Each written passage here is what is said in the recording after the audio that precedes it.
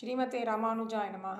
இன்றைய 9வது பாசுரம். தூமணி மாடத்து சுற்றும் விளக்கெரிய தூபம் கமழத் துயிலனமேல் கண்வளரும் மாமான் மகளே மணிக்கதவம் தாழ்த்திரவாய் மாமீரவளை எழுப்பீரோ உமகள்தான் ஊமையோ அன்றிச் செவிரோ அனந்தலோ எம பெருந்துயில் மந்திரப்பட்டாளோ மாமாயன் மாதவன் வைகுந்தன் என்னென்று நாமம் பலவும் நவீன்றேலோ ரெம்பாவாய். நாமம் பலவும் சொல்ல வந்திருக்கிறோம் என்கிறாள். பரமனடி பாடி உத்தமனை பேர் பாடி தாமோதர நாமத்தை செப்பு என்று சொன்னாள். இப்பொழுது மாமாயன் மாதவன் வைகுந்தன். மாமாயன் என்றாலும் கண்ணன், மாதவன் என்றாலும் கண்ணன், வைகுந்தன் என்றாலும் கண்ணன். மாமாயன் ஆச்சரியமான சேஷ்டிதங்களை கொண்டவர். மாதவன் மகாலட்சுமிக்கு நாயகன், பக்தர்களை ரட்சிப்பவர். அவர் எங்கு இதை கற்றுக்கொண்டார் என்றால் மகாலட்சுமி இடத்தில்தான். மகாலட்சுமி ஒரு பாடசாலை நடத்துகிறாள். அதற்கு அவள்தான் வாத்தியார். ஒரே ஒரு மாணவன் தான் உட்கார்ந்திருக்கிறார். அவர்தான் ஸ்ரீமன் நாராயணன். எப்பொழுதும் ஹிரண்யகசிப்புவை பார்த்து கோபப்படுவது, ராவணனை பார்த்து கோபப்படுவது, கம்சனை கொள்வேன் என்று செல்வது, இதையெல்லாம் கொஞ்சம் ஒதுக்கி வையுங்கள். அதற்கு பதில் பிரகலாதனுக்கு அருள், விபீஷணனுக்கு அருள், துருவனுக்கு அருள், அந்த அழகான கண்களை கொஞ்சம் காட்டலாமே. எதற்கு இந்த ஹிரண்யகசிப்புவிற்கு காட்டின கொடுமையான கண்கள்? எப்பொழுதும் கருணை கருணை கருணை. இதைத்தான் நாச்சியார் எப்பொழுதும் சொல்லிக் கொடுத்து கொண்டே இருப்பாளாம். அவர் தீயவர்களை பார்த்து பார்த்து நம் போன்றவர்கள் அவர் முன்னே போய் நின்றால் ஹிரண்யகசிப்பு என்று தப்பாக நினைத்து விட மாட்டாரா?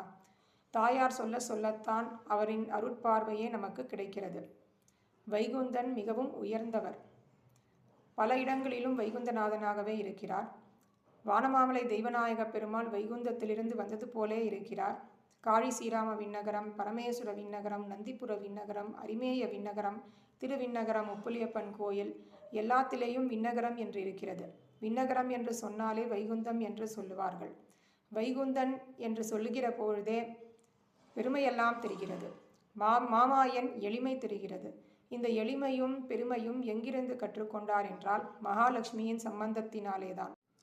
இந்த பாட்டில் விடிந்தமைக்கு அடையாளம் கிடையாது. 9வது பாட்டிலிருந்து 12வது பாட்டு வரை நேரே எழுப்புகிறார்கள். தூமணி மாடத்து, நல்ல நல்ல மணிகளால் அமைக்கப்பட்ட மாடம், அழகான தூங்குகிற உள், வீடும் நன்றாகத்தான் இருக்கிறது. சுற்றும் விளக்கெரிய, விளக்கிலிருந்து வெளிச்சம் மட்டும்தான் வருமாம், வெப்பம் வரவே வராது. தூபம் கமழ, அகிர்புகை, சந்தன புகை போன்றவை வருகிறது. சாம்பிராணி புகையோட வாசனை மட்டும்தான் வருமாம். துயிலன மேல் கண் வளரும், நாங்கள் தூக்கம் வராமல் தவிக்கிறோம், ஆனால் நீ நன்றாக தூங்குகிறாயே.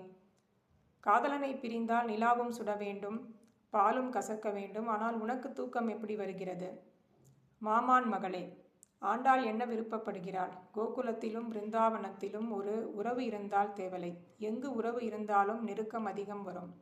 மணிக்கதவம் தாழ்த்திரவாய், இந்த கதவை திறக்க வேண்டாமா? மாமி, நீதான் உன் பெண்ணை நன்றாக தூங்க பண்ணி வச்சிருக்கியோ, அவளை எழுப்பு. உமகள்தான் ஊமையோ? உன் மகள் பேச மாட்டாளோ? அன்றி செவிடோ? நாங்கள் பேசுவது அவளுக்கு கேட்கவில்லையோ? அனந்தலோ? ரொம்ப வேலை செய்து ஆயாசத்தால் தூங்குகிறாளோ? ஏம பெருந்துயில் மந்திரப்பட்டாளோ? அவள் எழுந்திருக்க வேண்டும் என்று நினைத்தால் கூட நீதான் எழுந்திருக்க விடாமல் மந்திரப்பொடி போட்டு வைத்திருக்கிறாயோ? மாமாயன் மாதவன் வைகுந்தன் என்னென்று நாமம் பலவும் நவீன்று. ஆண்டாள் சொல்கிறாள், மாமாயனுக்கு ஒரு சஹஸ்ரநாமம், மாதவனுக்கு ஒரு சஹஸ்ரநாமம், வைகுந்தனுக்கு ஒரு சஹஸ்ரநாமம், எளிமைக்கு ஒரு சஹஸ்ரநாமம், பெருமைக்கு ஒரு சஹஸ்ரநாமம். ஆகவே கண்டிப்பாக வா என்று அழைக்கிறாள்.